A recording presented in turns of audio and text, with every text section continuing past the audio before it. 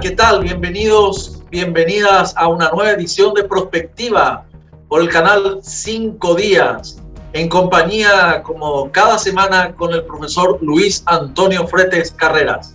¿Qué tal, profesor? Bienvenido. Muy buenas noches a toda nuestra teleaudiencia y un gusto encontrarlos nuevamente en este espacio. Hoy vamos a hablar, Jorge, sobre políticas públicas energéticas, en un contexto mucho más amplio de lo que normalmente solemos conversar en estos espacios. Vamos a salirnos del tradicional diálogo sobre Itaipú, Yacyretá, las hidroeléctricas, las binacionales, y vamos a hablar de la formulación de las políticas públicas y de la importancia de tener unas líneas maestras para el uso de nuestras energías, no solamente la hidroeléctrica, sino también las otras. Sin duda, Luis, ¿cuán necesario es empezar a pensar, si es que ya no se empezó antes, seriamente, profundamente, con la ayuda de la academia, con la ayuda de los expertos, en las políticas públicas energéticas para Paraguay y para la región? Y para esa ocasión contamos hoy en este programa con dos invitados. La primera vez que vamos a tener dos invitados en simultáneo. Invitamos en primer lugar a Celso Velázquez. Celso Velázquez, quien es asesor de la Comisión de Energía de la Cámara de Senadores, pero anteriormente fue viceministro de Minas y Energía de Paraguay, y nos acompañó y nos estuvo acompañando también como docente en un diplomado en políticas públicas energéticas que fue organizado por el Centro de Políticas Públicas de la Universidad Católica. Y en ese mismo espacio académico contamos con la participación, la facilitación de Carmen Arias. Carmen Arias tiene una maestría en energía por la Universidad de Buenos Aires, becada por Becal, y obtuvo esa maestría en energía. Así que ella conoce, sabe, maneja no solamente la normativa, porque es la abogada de base, no solamente la normativa con relación a las energías en Paraguay y en la región, sino tiene una visión bastante comparada y de las posibilidades y de los desafíos que hay sobre energía en la región, no solamente la hidroeléctrica, que parece ser la matriz primera. Así que con ellos dos queremos conversar en nuestro siguiente bloque, profesor Luis. Muy bien, vamos a ir a ello y en contados minutos volvemos para poder hablar sobre políticas públicas energéticas, en este caso con Carmen y con Celso.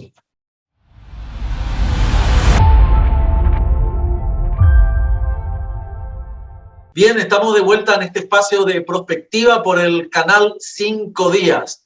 Y ahora sí con nuestros entrevistados especiales para hablar del tema de las políticas públicas energéticas, profesor Luis Antonio Fretes. Así es, Jorge, volviendo en este caso con los amigos Celso Velázquez y Carmen Arias, les queremos plantear cuál es el panorama a nivel global o internacional, en este caso, sobre las políticas energéticas.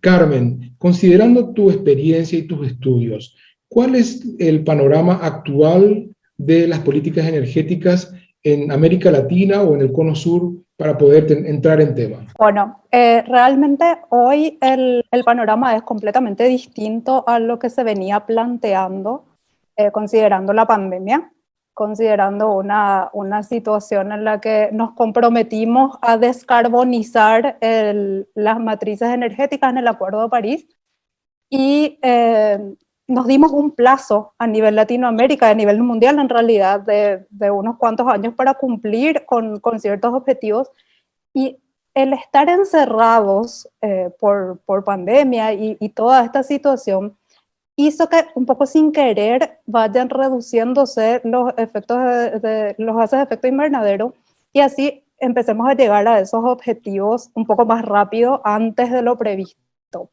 A nivel internacional, o sea, a nivel Latinoamérica, yo creo que Paraguay está dando sus primeros pasos para alcanzar a los distintos países de la región que ya tuvieron, ya hicieron la transformación del sector de ir a un poco de la parte estatal a la parte privada y de abrir un poco el mercado. Nosotros estamos empezando a dar los primeros pasos en eso. tímidos, pero estamos haciéndolo. Celso, y en este contexto de América Latina, ¿cuál te parece que es el modelo sobre el cual Paraguay debe articular o diseñar su política pública energética? Interesante la pregunta, doctor. Realmente, en el contexto regional, Paraguay es un país muy importante. Está centrado justamente en el eje energético del Mercosur, principalmente por lo que nosotros producimos. Y me refiero a la energía, digamos, sectorial, la energía eléctrica, no precisamente la energía como algo global, porque sabemos que nuestra matriz energética a nivel nacional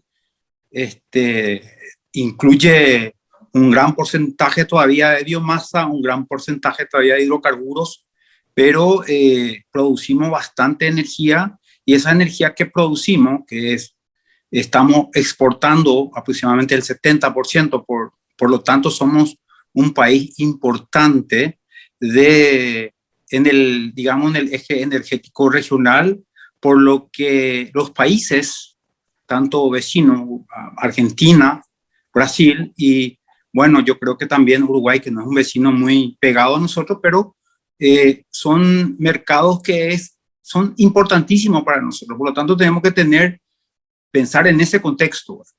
Y a lo que decía también la colega Carmen en relación a la situación energética regional, es importante saber también de que la mayoría están asentados en base a la producción de hidrocarburos. Sin embargo, nosotros estamos con la producción de hidroenergía, que es una energía renovable totalmente, y eso nos da una posición favorable ante los ojos internacionales, ante las ODS, los Objetivos de Desarrollo Sostenible, en la cual jugamos un papel muy, muy importante. Y yo creo que si avanzamos con mucha inteligencia, inclusive podríamos liderar el proceso a nivel de América del Sur en cuanto a la generación de energía renovable y de exportación de energía a los otros países. Siguiendo esta línea de pensamiento que nos presentó Celso y Carmen, yo les quisiera preguntar lo siguiente. Hay algunas experiencias, como por ejemplo el sistema de transporte público en Santiago de Chile, que se ha renovado recientemente y que ha incorporado el sistema de buses eléctricos que se recargan en las estaciones con pantallas fotovoltaicas. Sin embargo, la matriz energética del transporte público en la mayoría de los países, incluyendo el nuestro, es basado a petróleo, ¿verdad? Al gasoil o al combustible de petróleo. ¿Qué posibilidades ustedes ven en que nosotros pudiéramos hacer una cosa similar a la de Chile? ¿Qué necesitamos para poder plantearnos eso? ¿Qué te parece, Carmen, que podríamos nosotros desarrollar en ese sentido? Bueno, definitivamente la independencia del sector hidrocarburífero es utópica. No vamos a poder desprendernos completamente y no vamos a poder dejar de usar derivados del petróleo de un día para el otro, ¿verdad? Pero hoy el principal problema en Paraguay, en todo el sector de energía, es la falta de infraestructura y la falta de voluntad política. Todo lo que hablamos hoy no es algo que surgió ayer y no estamos redescubriendo la rueda, tampoco es algo que se viene conversando desde hace mucho tiempo. Entonces, para pasarnos al transporte eléctrico, que es algo que necesariamente tenemos que hacerlo, lo principal es invertir en infraestructura de vehículos eléctricos y en infraestructura de carga de esos vehículos eléctricos, porque de nada sirve que tengamos los vehículos pero no tengamos dónde enchufarlos.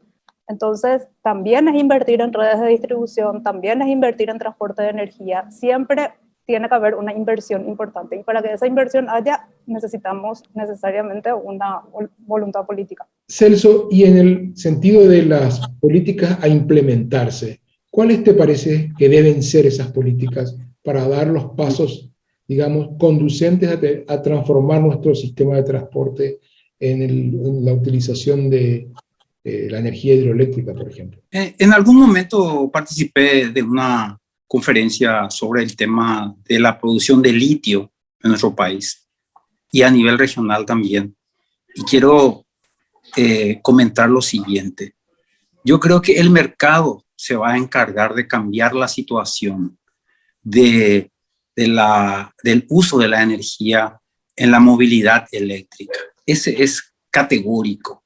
Pero nosotros tenemos que acompañar ese proceso con una política energética que promueva el uso de la energía que tenemos. Esa energía excedente que estamos exportando deberíamos de utilizarlo en forma inmediata. Entonces, ¿qué es lo que falta? Y acá hay que ser realista. Acá lo que falta es voluntad política para avanzar.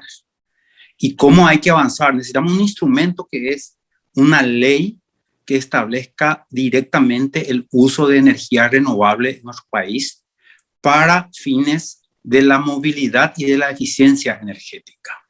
Yo creo que pasa por eso, ¿verdad? Que nuestra matriz energética disminuya el tema de la dependencia de hidrocarburos. Y acá vuelvo a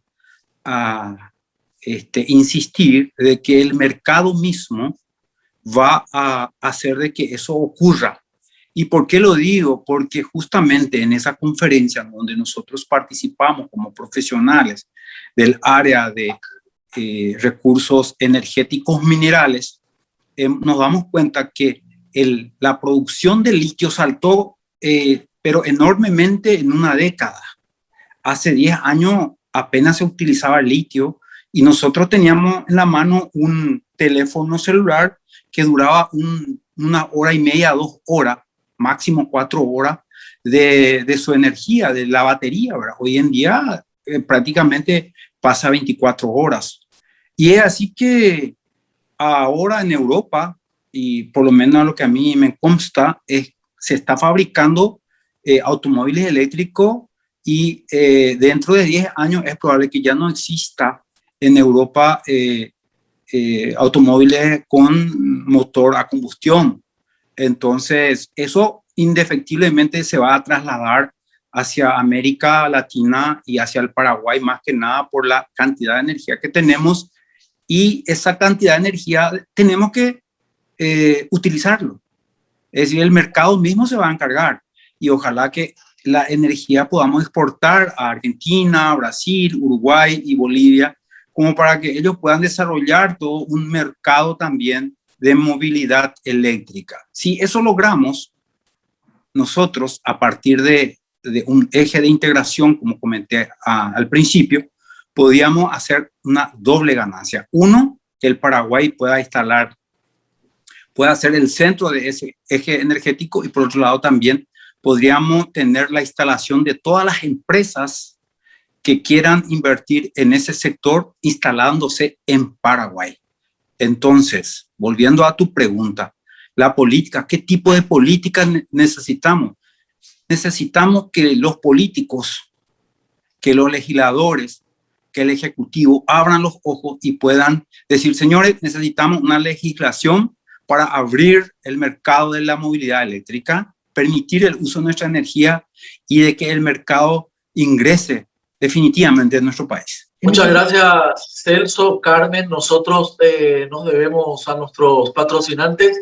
Vamos a hacer una pausa, pero queremos continuar con ustedes. Todavía más adelante seguimos hablando sobre políticas públicas energéticas. Profesor Fretes, hacemos un pequeño corte y enseguida volvemos. En ese sentido, dejamos la pregunta para el siguiente bloque, para que podamos analizar previamente qué es cuáles son las líneas que se deben trazar para construir lo que se llaman estas políticas públicas energéticas que puedan dar una orientación a la voluntad política. Volvemos en unos minutos.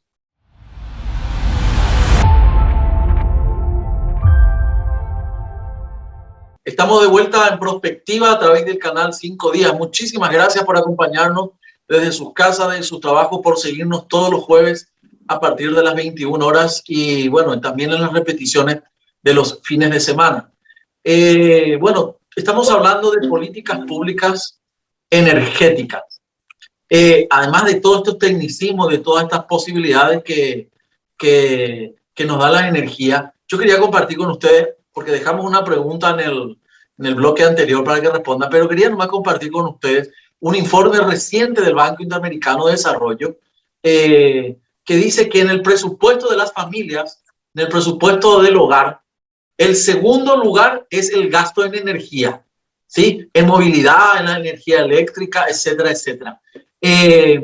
Entonces, qué importante es también para la familia, para nuestras sociedades, la energía, ¿verdad? El gasto en energía, pero que ese gasto también tenga una compensación, sea por el Estado, sea que haya una compensación social. Bueno, esos son los desafíos que a la gente le interesa, ¿verdad? Cuando hablamos de energía, quiere saber dónde le va a apretar su bolsillo, su presupuesto el próximo mes. Pero el profesor Frete dejó una pregunta muy interesante antes del corte que queremos que ustedes respondan. Nos acompañan Carmen Arias y Celso Velázquez. Empezamos por Carmen. Bueno, tenemos la Política Energética Paraguay 2040, que fue aprobada en el 2016. Es la primera en más de 200 años de vida independiente. Y esta política energética define los objetivos específicos, los planes de acción, las líneas estratégicas, los instrumentos y todas las actividades previstas para el desarrollo energético del país. Pero, como decíamos, el principal problema es la voluntad política para implementar esa guía. O sea, nosotros tenemos una guía y tenemos metas que implementar a corto, mediano y largo plazo, pero yo creo que el primer paso que hay que hacer es un ordenamiento jurídico de todo el sector.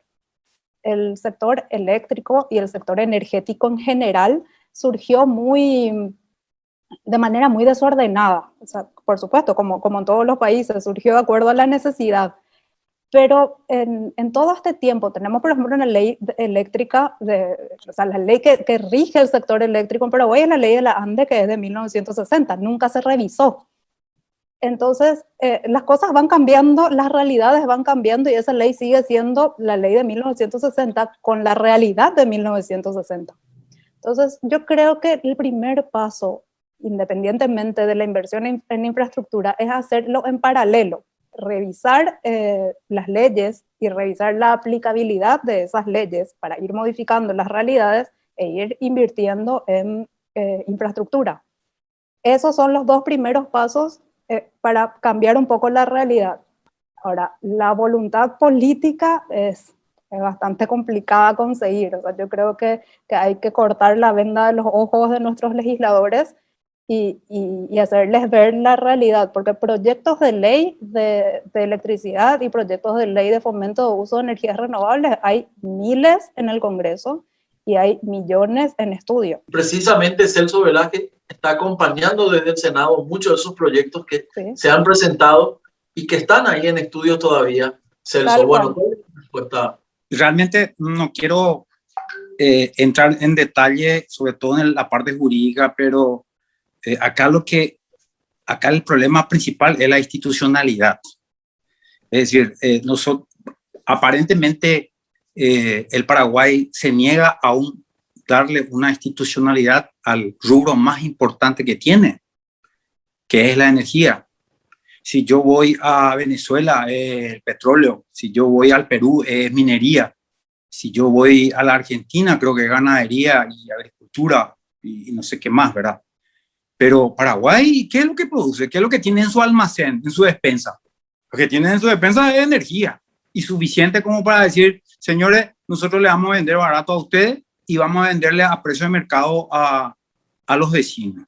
Eso tiene que ser creo que la forma en que debería de actuar el gobierno, ¿verdad? Y no hablo de este gobierno, sino de todos los gobiernos que pasaron también. Y esa institucionalidad significa tener un ministerio de energía, fundamental, porque si no tenemos concatenados todos los intereses, las políticas, las directrices, los planes en una sola institución que pueda dictar la política energética en nuestro país. Hoy está en el cuarto nivel la política energética. ¿Saben ustedes que la política energética está dictada por un decreto? Y en la pirámide de Kelsen tenemos 4 niveles, ¿verdad? Que es la Constitución Nacional, el acuerdo, las leyes, y luego vienen los decretos. Imagínense, en un país donde somos uno de los mejores o primeros productores de energía en el mundo, somos terceros en exportación y vivimos en un mundo en donde la institución que maneja todo eso está en el cuarto nivel y la ley o la normativa está en el cuarto nivel también. no puede ser eso, en absoluto. No vamos a poder lograr nuestro objetivo. Por lo tanto, la voluntad política tiene que ir acompañado también por la fuerza del pueblo, de la población.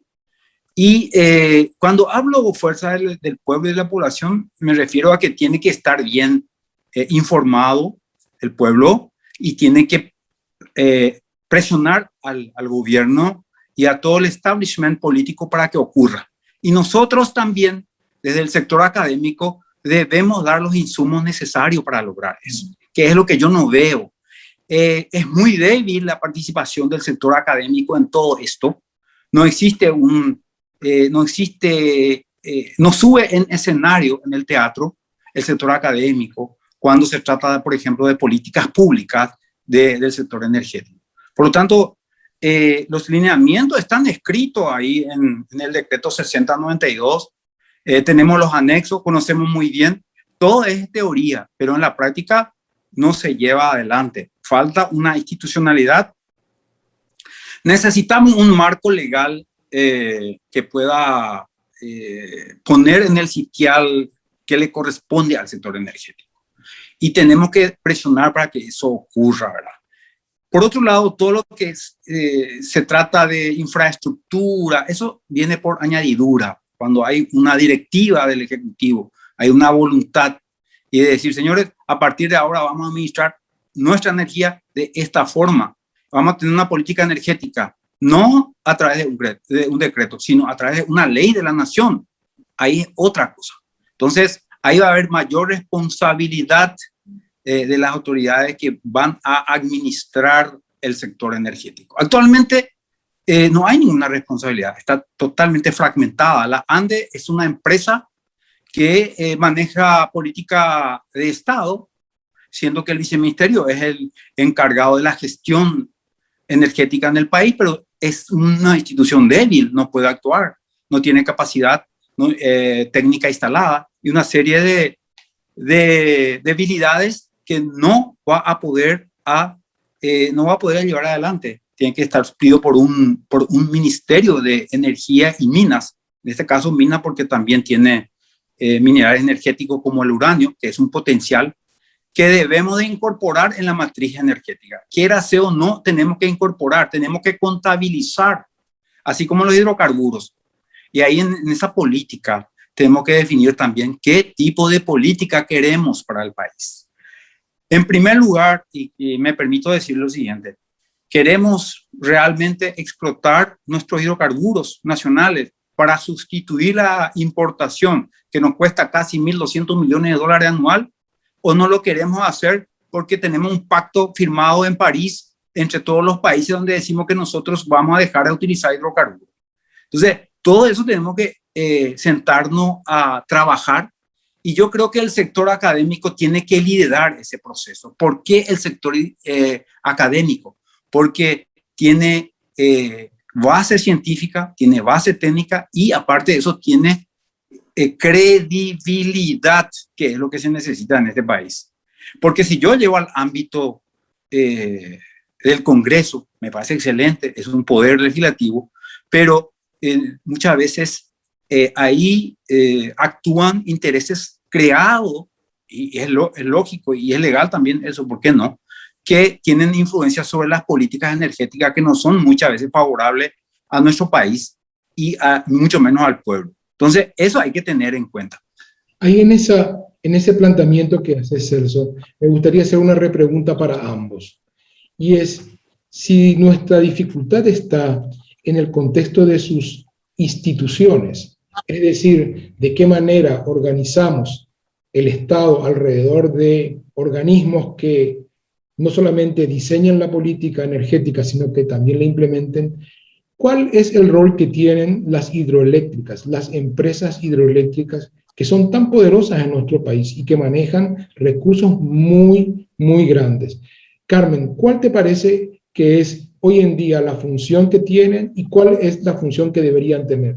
Haciendo un poquitito, metiéndome un poco en lo que dijo Celso antes, hay que tener en cuenta que hoy toda la institucionalidad del sector energético está súper desordenado. sobre todo en hidrocarburos. Un poco habla el Viceministerio de Energía, un poco rige a través del Ministerio de Industria y Comercio. Hay mucho desorden en todo ese sector. Y en cuanto a la pregunta que hace usted, doctor, hoy las hidroeléctricas están ubicadas un poco como quienes quienes llevan adelante las políticas públicas, no solo a nivel de energía, sino a nivel social también. Y hay que tener en cuenta que las dos empresas hidroeléctricas son dos empresas generadoras de energía. Sí, tienen responsabilidad social y responsabilidad ambiental, que es un tema bastante delicado y es un tema que hay que tomarlo con pinza, pero tienen responsabilidad social y ambiental por el impacto social y ambiental que generaron al construirlas, no para salvar o para sustituir al Estado como tal. Eso hay que tener muy en cuenta, está muy internalizado en nosotros de que, bueno, Itaipú y Yacyretá nos van a pagar cualquier cosa, y no, a mi parecer no debería ser así. Y ahí, Luis, plantearte lo siguiente: si tuviéramos que plantearnos el tema de Itaipú y Yacyretá en la política energética del futuro de Paraguay, ¿cuál debe ser el rol de estas entidades que tienen ya mucha experiencia en la generación de energía, en la gestión de dos grandes represas? ¿Cuál te parece que sería la función de estas entidades en la política energética paraguaya? Luis, Carmen, me gustaría que apunten esa pregunta al profesor Fretes. Hacemos una pausa en este nuevo bloque, pero nos queda todavía el siguiente bloque para poder responder y seguir hablando de políticas públicas energéticas en Paraguay y en la región. Apunten que enseguida volvemos. Hacemos un corte, profesor Fretes, y volvemos enseguida.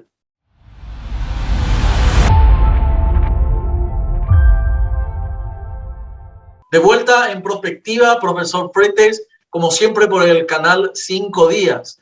Queremos recordar a nuestras audiencias, a la gente que nos sigue, que pueden seguirnos a través de las redes sociales, en Twitter, @ProspectivaTV, en Instagram, Prospectiva TV, y pueden enviarnos mensajes de correo electrónico por medio de esta dirección, tvprospectiva@gmail.com. Recordamos también que nuestro programa se repite los fines de semana, así que pueden seguirnos en todas estas opciones, en estas reflexiones temáticas que planteamos programa tras programa. Quedó una pregunta, profesor Fretes, antes de la Jorge, así quedó con la pregunta, pero antes de ir, quisiera hacer una puntuación.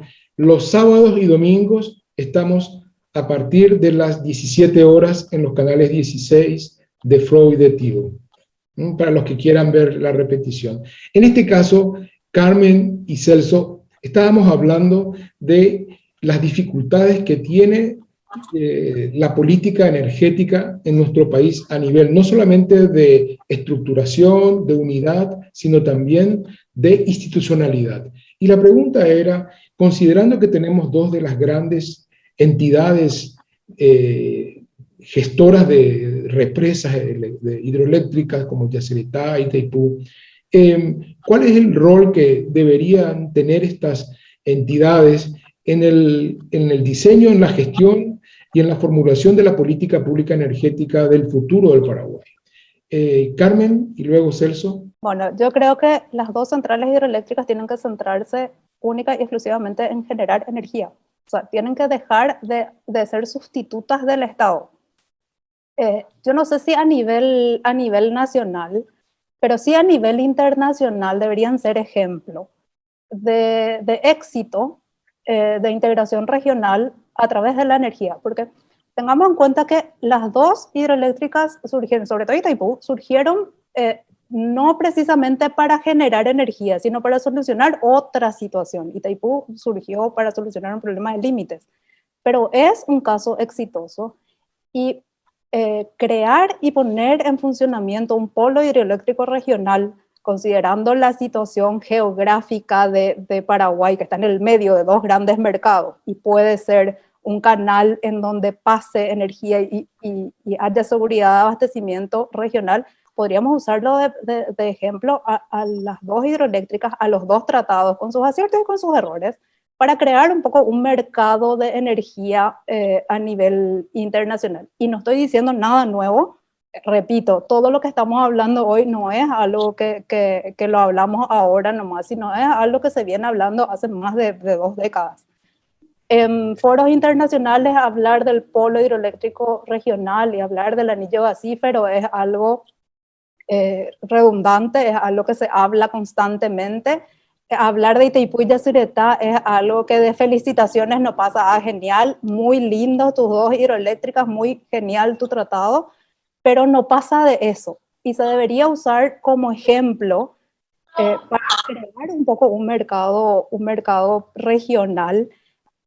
Yo creo que la traba ahí es el concepto de la pérdida de soberanía. Los países tienen ese miedo a perder soberanía territorial y yo creo que eso no cabe, porque no se pierde soberanía, solamente garantizar la seguridad de abastecimiento. Bueno, en realidad el tema de las binacionales en nuestro país es bastante sui generis. En primer lugar, el Estado paraguayo, el gobierno, no tomó todavía conciencia de que esas binacionales son empresas nuestras. O sea, es una empresa del Estado paraguayo, por lo tanto, tiene la potestad de dirigir, de administrarlo a través de las partes, que en este caso es la ANDE, ¿verdad? Y que todos esos recursos que genera debería de pasar por el presupuesto general de gasto de la nación. Ese es el primer punto. Y acá tenemos dos escenarios, el político y el técnico. El técnico nos dice de que son elementos que pueden integrar la energía a nivel regional, y vaya que lo pueden hacer muy bien, porque ¿qué es la integración energética regional? Finalmente es un negocio de energía entre los países. Por lo tanto, nosotros podemos hacer una ida y vuelta de comercialización de energía entre los países que necesitan y lo que les sobran. En este caso, a nosotros nos sobra energía, estamos exportando 70%, busquemos un precio de mercado y lo exportemos, y le exportemos a ese precio, por ejemplo.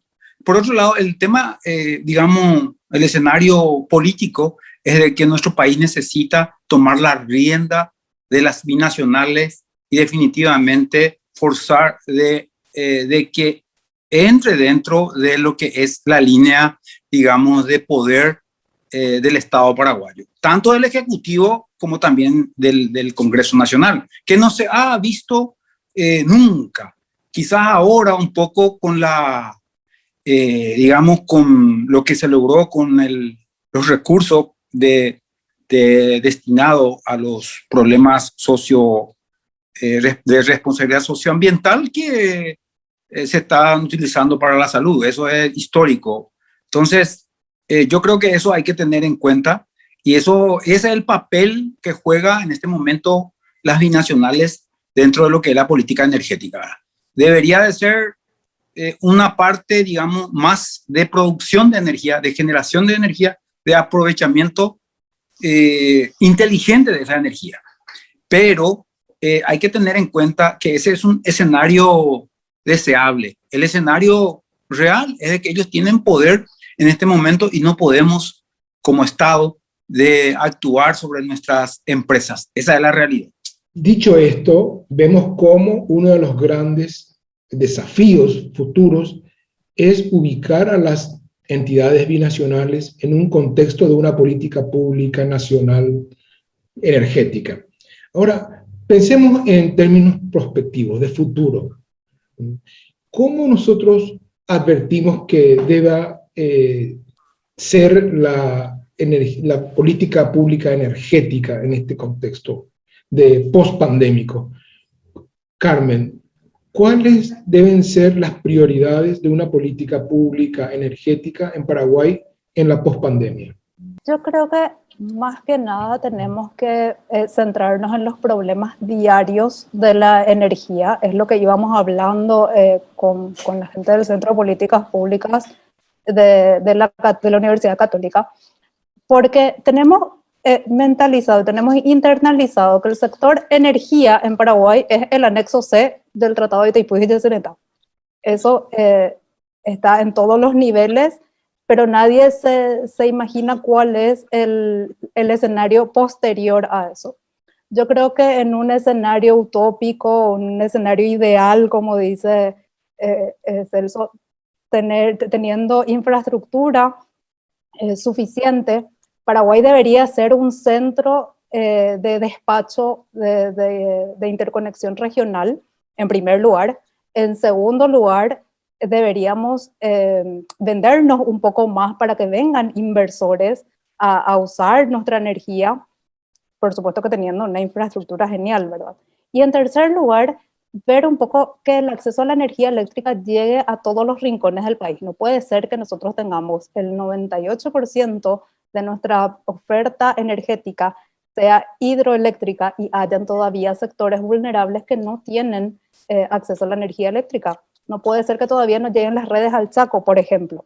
Independientemente de eso, ponerle que no hagamos inversión en redes de transmisión, pero por lo menos hagamos un incentivo a las renovables allá, teniendo energía solar suficiente, por ejemplo, para las comunidades indígenas. También en instituciones indispensables como en los hospitales y qué sé yo. Hoy en pandemia vemos que un riesgo latente es que los hospitales se queden sin acceso a la energía eléctrica, por ejemplo. Entonces, ver un poco la realidad más allá del anexo C, ver un poco la realidad real más allá de las bases financieras de las dos binacionales y abrir un poco más nuestra mente. Esa tiene que ser nuestra línea de acción y ese tiene que ser nuestro punto focal para ir avanzando en la política energética. Bueno, en realidad, esa pregunta que se puso acá sobre la mesa, bastante difícil de responder por dos motivos fundamentales. Uno, en el anexo C va a mover todo el tablero. Totalmente. Esa es la realidad. Totalmente. Nosotros no podemos hablar, teóricamente sí les puedo decir un montón de cosas muy lindas, muy interesantes, pero la realidad es otra. El anexo C, el resultado de esas negociaciones va a mover todo el tablero de lo que es la política energética de nuestro país. Pero no obstante, en un país serio, lo que se debería de hacer es, en primer lugar, contabilizar todas las matrices energéticas que tenemos, es decir, tener la oferta y la demanda para poder proyectarnos y desarrollarnos como país, que es lo fundamental. Entonces, teóricamente, cómo yo me veo, cómo veo el país después de la pandemia, exactamente eso, ¿verdad? Tratar de proyectarnos para el desarrollo socioeconómico utilizando el 50%, que es para nosotros 100%, de la energía de Itaipú. Tenemos que contratar esa energía, tiene que ser nuestra, y esa energía podemos nosotros revender al exterior a precio de mercado. Y eso sería uno de los beneficios más importantes. Y ese recurso, esa renta eléctrica que vamos a tener, podríamos utilizar inmediatamente en desarrollar nuestro país desde el punto de vista económico y desde el punto de vista energético. Y acá viene dos vertientes, dos preguntas. Una, si queremos desarrollar nuestros hidrocarburos, nuestra energía fósil, entonces utilicemos ese dinero de la renta eléctrica que va a venir de Itaipú para desarrollar una empresa nacional que pueda hacer la exploración y la explotación de hidrocarburos. Con eso, si logramos nosotros de aquí a un horizonte de 5 años, podemos tener soberanía energética en el tema de hidrocarburos. Vamos a ser un país que no vamos a depender de los derivados de hidrocarburos que se está importando. Y vamos a ahorrar mínimo $1.200 millones. Y bueno, por falta de tiempo en la televisión no le puedo demostrar de cómo se puede lograr todo eso, ¿verdad? Pero es muy fácil. Si el barril del petróleo está a $75, entonces tenemos un margen de ganancia de aproximadamente $28 a $30 por barril cuando se hace una explotación en nuestro país. Y claro que podemos hacer. ¿Por qué? Porque tenemos reservas de energía, de hidrocarburo, no, digamos, demostrable, pero sí hecho por por ejemplo, por el Departamento de Energía de los Estados Unidos, que es muy serio. Entonces podemos decir que sí tenemos en Paraguay potencial de hidrocarburos para explotar. Ese por una parte. Celso, por otro lado, brevemente solamente, ¿cómo plantearías una situación de esta naturaleza, pero muy breve para una respuesta tuya? bueno, perfecto. Cuando vemos que nuestras instituciones están desarticuladas, cuando no hay institucionalidad, cuando no hay un ministerio de energía, cuando no hay una política energética, ¿cómo es posible plantear una cosa de estas cuando no tenés una infraestructura organizacional y de gestión? Yo quiero permitirme opinar al respecto, ¿verdad? Si bien es cierto, mi opinión no es la verdad absoluta, ¿verdad? Es una opinión, pero yo creo que tiene que haber un consenso político, empresarial, a nivel Paraguay. Los políticos tienen que darse cuenta que estamos perdiendo dinero en la forma que estamos gestionando nuestra energía. Ese en primer lugar. Los empresarios tienen que saber de que si invierten en energía con el apoyo y con la garantía del Estado, van a ganar muchísimo dinero. Y el pueblo va a salir beneficiado por los resultados que van a tener. Ese en primer lugar es importante. Entonces, ¿cuál es el planteamiento que vos me estás preguntando? Uno, un consenso político y empresarial en donde nos sentemos todos.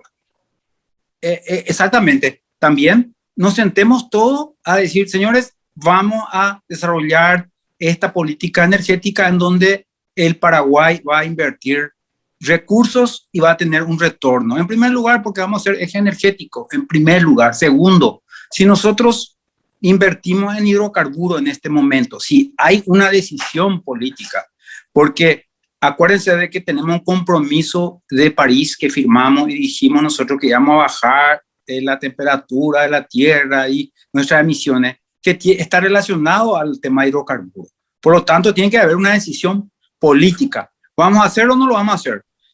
Y bueno, si yo estoy gastando en comprar combustible $1.200 millones anual, y de repente le digo, ¿por qué no dejo de garantía este dinero y hago exploración? En 5 años voy a desarrollar, son $6.000 millones que voy a invertir, pero voy a tener un retorno de hidrocarburo, de recursos en hidrocarburo. En 10 años voy a tener el triple o más quizás.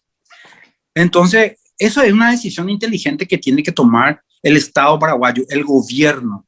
Entonces, pero nosotros también desde el sector académico, político, pueblo, sociedad civil, tenemos que ir presionando y mostrándole esto. Por eso este espacio es muy importante. Lo que están haciendo ustedes es una iniciativa muy interesante. ¿Por qué? Porque le va a llegar en algún momento a los decisores estos temas y necesitamos de que se pueda concretar eso, ¿verdad?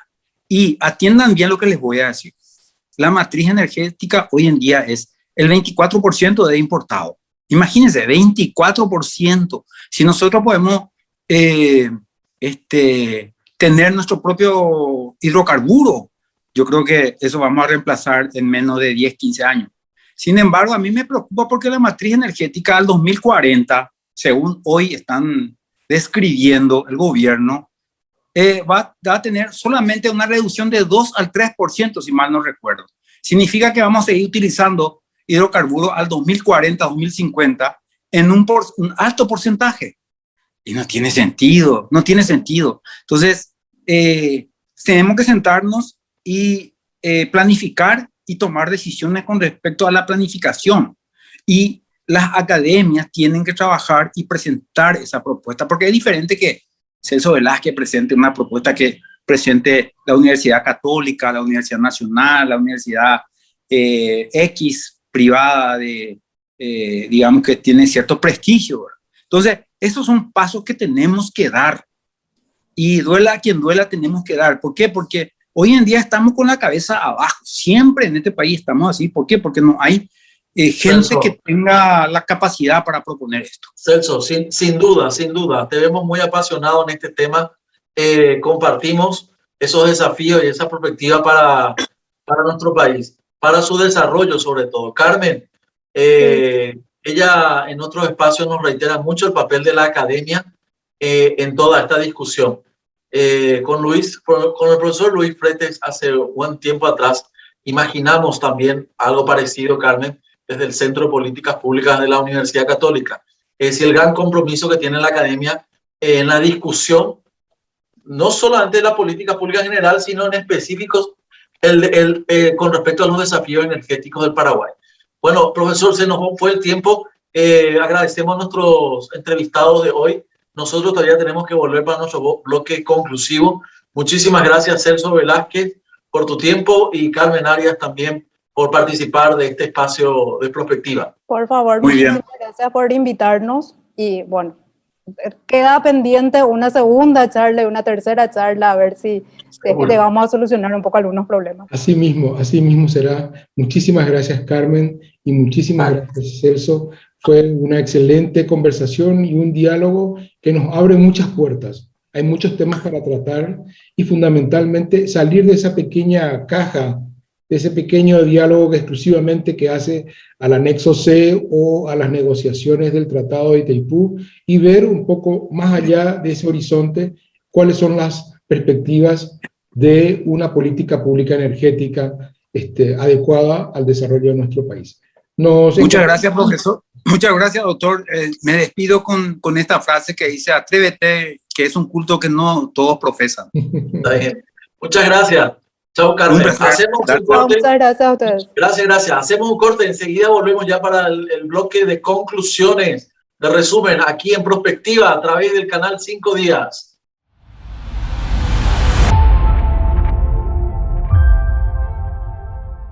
Regresamos a Prospectiva en su último bloque de la jornada. Vamos a concluir sobre los temas que fuimos desarrollando con los investigadores Carmen Arias y Celso Velázquez. Jorge, antes de entrar a profundizar los temas, quisiera agradecer a nuestra audiencia y a nuestros patrocinadores, en este caso al canal 5 Días y el gran equipo que nos acompaña siempre, con Nilsa Duarte Ferreira y los demás compañeros, y al mismo tiempo al grupo Kraken para sus Gómez de Castro Apartments, que nos ceden gentilmente las instalaciones para desarrollar este programa. Jorge, volviendo al tema de las políticas públicas, yo quería dejar un poquitito en la primera conclusión, como primera conclusión, que las políticas energéticas a nivel global han cambiado radicalmente en el contexto de la pandemia. Ya existía una demanda muy fuerte para cambiar la matriz energética global, que está basada en combustibles fósiles, por sus efectos en el medio ambiente y las alteraciones en los diferentes ecosistemas, y en el cual los gobiernos, tanto de los países más desarrollados, así como algunas otras potencias económicas, industriales, han venido, digamos, ejerciendo una disputa para establecer algunos límites en la emisión de gases que generan posteriormente el efecto invernadero y las alteraciones climáticas. Yo quería, antes de entrar en el tema energético, hacer referencia a dos reportes. Uno de ellos, que es un reporte sobre crisis globales, que se desarrolló a finales del año pasado, en el año 2020, decía que de las 10 grandes crisis de carácter global, 5 están relacionadas con situaciones de carácter energéticas, conflictos que hacen referencia a la producción a países con producción de petróleo, con producción particularmente importante en la producción de petróleo, y entre ellos se encuentra, por ejemplo, el caso de Venezuela, que es nuestra vecina en América del Sur, ¿verdad? Pero también hay otro reporte que hizo el Global Forum, en el cual plantea que de los grandes problemas de largo plazo que se están proyectando con mayor fuerza, algunos de ellos están relacionados fundamentalmente con los problemas climáticos, con las alteraciones climáticas, con los eventos climáticos, que son distintos. Por ejemplo, nosotros hace poco hemos visto cómo la Antártida registró la temperatura más alta de su historia, más alta, 18 grados, nunca registrada ¿Mm? Entonces quiere decir que en la Tierra hay un efecto muy fuerte de calentamiento, pero al mismo tiempo estamos viviendo alteraciones en aumento de temperaturas en Canadá, donde hubieron más de 400 muertos por una ola de calor, pero también incendios que el año pasado y antepasado hemos visto en el estado de California, Estados Unidos, pero también nosotros hemos vivido los grandes incendios del año 2018, 2019, hemos vivido las grandes inundaciones. Y ahora mismo, Muy fuertes. Luis, que no, te queríamos decir que ahora mismo estamos con una seca muy importante en el río Paraná que puede poner en peligro, digamos, la producción de la energía hidroeléctrica de Itaipú y de Yacyretá. Así mismo. Nos anunciaban recientemente que Itaipú tiene paralizadas unas cuantas máquinas precisamente por esta bajante del río. Pero bueno, todo esto forma parte de un contexto que hace a la geopolítica de la energía y de la cual nosotros formamos parte muy importante. No hay que olvidar, como bien dijo Celso, que Paraguay es un gran productor de energía hidroeléctrica. Es una de las potencias más importantes en el contexto global. El problema nuestro es que para nuestro uso nosotros no tenemos la suficiente infraestructura, como lo planteó Carmen. Ese es un primer problema que se nos presenta. Somos un país poderoso en términos energéticos, pero somos un país muy débil en materia de infraestructura para aprovechar eso. Esto me hace acordar a... Pero también en institucionalidad, Luis. Perfecto, vamos a ir a eso. Lo que quería hacer un poquito es esta comparación. Uno de los grandes problemas que tenían los países del Medio Oriente en los años 50 y 60 es que eran los grandes productores de petróleo del mundo, pero su infraestructura local era mínima. Eran países beduinos muy atrasados, solamente generaban beneficios para algunos sectores muy pequeños, y a partir de los años 70 y 80 es que estos países van transformándose a lo que conocemos hoy: Arabia Saudita, Kuwait, Qatar, Emiratos Árabes, que han revisado su política energética y que la han reinvertido en sus países y los han transformado. El ejemplo más claro es Emiratos Árabes, que hoy en día su principal fuente de ingresos no es el petróleo, no es su producción petrolera, sino es su centro de turismo, su hub aeroportuario y su como centro de negocios, ser un centro de negocios a nivel global. Pues bien, nosotros también tenemos que pensar en esto. ¿Por qué? Porque si no tenemos la capacidad hoy en día de aprovechar nuestra energía hidroeléctrica, no tendremos capacidad para proyectarla en el futuro.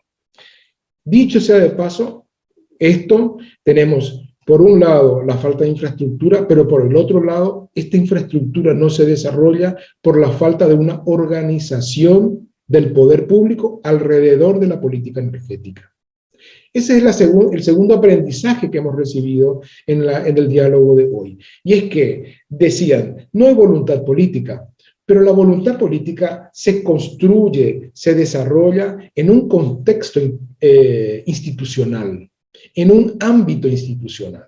Si nosotros no tenemos un ministerio adecuado, una legislación correspondiente y un entorno de gestión pública eficaz para este efecto, jamás va a haber voluntad política, porque esto no depende de una persona, sino depende de un colectivo, depende de aplicar un conocimiento. Y ahí viene el tercer desafío, que en este caso de las políticas públicas es aprender de nuestros aciertos y de nuestros errores.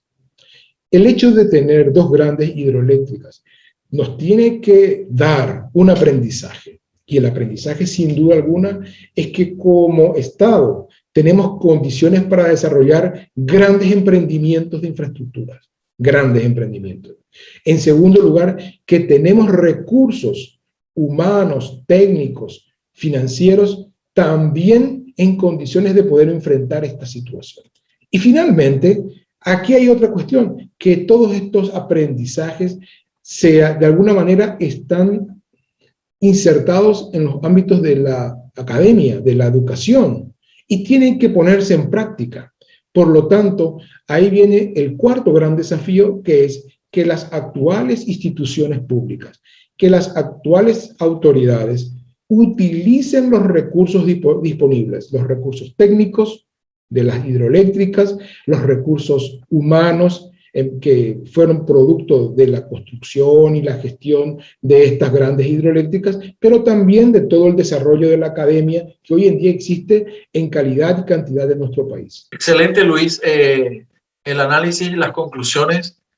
Queremos recordar cuáles son nuestros espacios en redes sociales para seguir hablando de este tema, que no lo agotamos en un programa, pero podemos seguir compartiendo con la gente, con las audiencias, con nuestros públicos, con nuestros seguidores en Twitter a través de @ProspectivaTV. En Instagram estamos Prospectiva TV. También pueden ver las grabaciones de nuestros programas en el canal de 5 días en YouTube. Y nos pueden escribir al correo electrónico tvprospectiva@gmail.com. Una edición más, profesor Luis Retes. Una edición más y muchísimas gracias, Jorge, por acompañarnos todos los jueves, a toda la audiencia también que nos acompaña. Y nuevamente decir que este tema es un tema de capital importancia para nuestro país, pero también para el futuro de la humanidad, porque sin energía eléctrica, hoy en día no es posible prácticamente ninguna de las actividades que estamos conociendo. El día que se acabe la energía eléctrica no tendremos internet. El día que se acabe la energía eléctrica no tenemos teletrabajo, no podremos trabajar. Y el día que se acabe la energía eléctrica no podremos aguantar los cambios de las temperaturas tanto para frío como para calor. Así que tenemos que trabajar con seriedad y una de las iniciativas de este programa es precisamente pensar en el futuro, pensar cómo puede ser el mañana y fundamentalmente cómo aprovecharlos mejor. Hasta en 7 días, hasta la próxima semana. Muchas gracias a todos. Nos vemos. Nos vemos. Gracias. Chao.